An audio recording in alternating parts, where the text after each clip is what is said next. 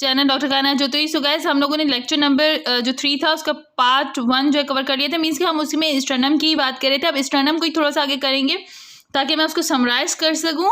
सो ये सारी चीज़ें, ये पॉइंट्स यहाँ से लेके यहाँ तक 6 पॉइंट थे, हम लोगों ने डिस्कस कर लिए, जिसमें आप लोगों को पता होना चाहिए मोस्ट इंपॉर्टेंट कि कौन कौन से जॉइंट होते हैं जो हमारे पास बॉडी ऑफ स्ट्रेनम में होते हैं।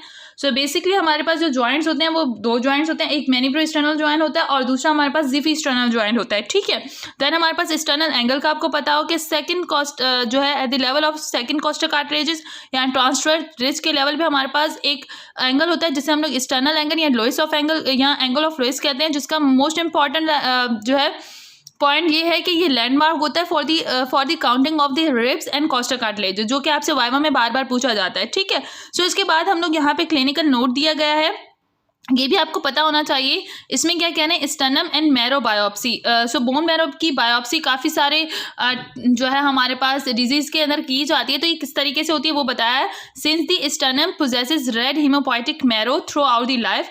सो स्टर्नम के अंदर हमारे पास रेड हीमोपोइटिक मैरो मीन्स कि हमारे पास रेड ब्लड सेल्स की फॉर्मेशन के लिए जो हीमोपोइटिक हमारे पास सेल्स होते हैं वो हमारे पास स्टर्नम में पाए जाते हैं through out the life. So it is a common site for the marrow biopsy. तो इस वजह से जिन पेशेंट्स के अंदर लाइक आपके पास जिन पेशेंट के अंदर आरबीसीज वगैरह या हीमोपोइटिक जो हमारे पास हीमोपोइटिक जो स्टेम सेल्स हैं उनकी हमारे पास कोई भी उससे रिलेटेड कोई डिजीज़ हो जाती है तो ये हमारे पास बायोप्सी की जाती है। मीन्स कि यहाँ से बोन मैरो से हमें इसकी स्टर्नम की बोन मैरो से हम ये हीमोपोइटिक रेड ब्लड सेल्स लेते हैं और फिर उसे किसी और सिस्टम में लाइक जहाँ भी हमारे पास basically RBCs red blood cell या डब्ल्यूबीसीज की फॉर्मेशन हो रही होती है वहाँ पे हमें इन चीज़ों की ज़रूरत होती है। तो इसलिए हम लोग बोन मैरो यहाँ पे मैरो बायोप्सी इस तरीके से करते हैं कि under a local anaesthesia a white bore needle is introduced into the marrow cavity through the anterior surface of the bone. So यहाँ पे एक लोकल एनेस्थीसिया के जरिए हम लोग क्या करते हैं कि निडल को इंजेक्ट करवाते हैं मैरो कैविटी के अंदर through the anterior surface of the bone.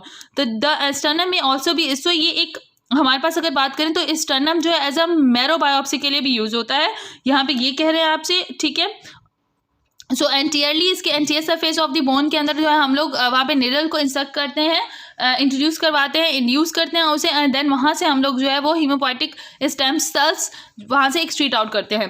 Then हमारे पास क्या है, स्टर्नम में ऑल्सो भी split at operation to allow the surgeon to gain easy access to the heart great vessels and thymus. Basically कोई भी surgeries related to heart हो रही हो या जिसमें ग्रेट वेसल्स या थाइमस की इन्वॉल्वमेंट हो रही हो, सो यहाँ पे हम लोग इस बोन को स्प्लिट भी करते हैं। मीन्स के 2 हिस्सों में से स्प्लिट करके और फिर इन स्ट्रक्चर तक इजीली पहुँचा जा सकता है। तो स्टर्नम की हमारे पास क्लिनिकल नोट्स है। सो स्नेल के ये क्लिनिकल नोट आपको पढ़ने चाहिए क्योंकि इन्हीं से रिलेटेड एमसीक्यूज आते हैं। सो यहाँ पे हम लोगों ने जो है वो स्टर्नम प्रीवियस वीडियो में लेक्चर नंबर जो है 3 है उसका पार्ट 1 है, उसमें स्टर्नम जो है वो पूरा हमने डिस्कस कर लिया है। इससे रिलेटेड मैं आपको नोट्स के थ्रू आपको मैं यहाँ पे समझाना चाहती हूँ ताकि ये एक नोट्स है, ये मैंने इसकी समराइज़ किया है इसे। ठीक है, ये मैंने इसे समराइज़ किया है तो आप इसका स्क्रीनशॉट लेके और अपने पास रख लें ताकि आपको समझ आ जाए। और इसकी पूरी डिस्क्रिप्शन एक स्टर्नम से रिलेटेड आपकी पूरी वीडियो जो है यहाँ पे अपलोड होगी अलग से मेरे चैनल पे, जिसमें हमने इस पूरे चार्ट को जो है वो डिस्क्राइब किया है।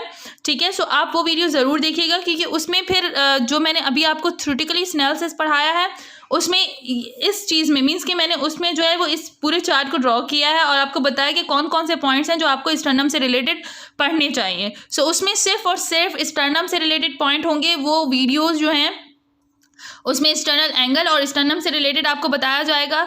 सो इसकी पूरी डिस्क्रिप्शन आपको उस वीडियो में मिलेगी। आई होप आप लोगों के लिए अब स्नेल एनाटॉमी का ये चैप्टर इजी होता जाएगा ताकि आप लोग इजीली स्टर्नम के बारे में सारे स्ट्रक्चर, अच्छा स्टर्नल एंगल जो है वो आपसे ज़रूर पूछा जाएगा। सो आप स्टर्नल एंगल को जो है वो ज़रूर याद कीजिएगा। आई होप ये लेक्चर आप लोगों के लिए हेल्पफुल रहेगा। इस तरीके से मेरी वीडियोज़ को लाइक करें, शेयर करें, मेरे चैनल को सब्सक्राइब करें ताकि मैं आप लोगों के लिए और वीडियोज़ जो है अपलोड करती रहूँ।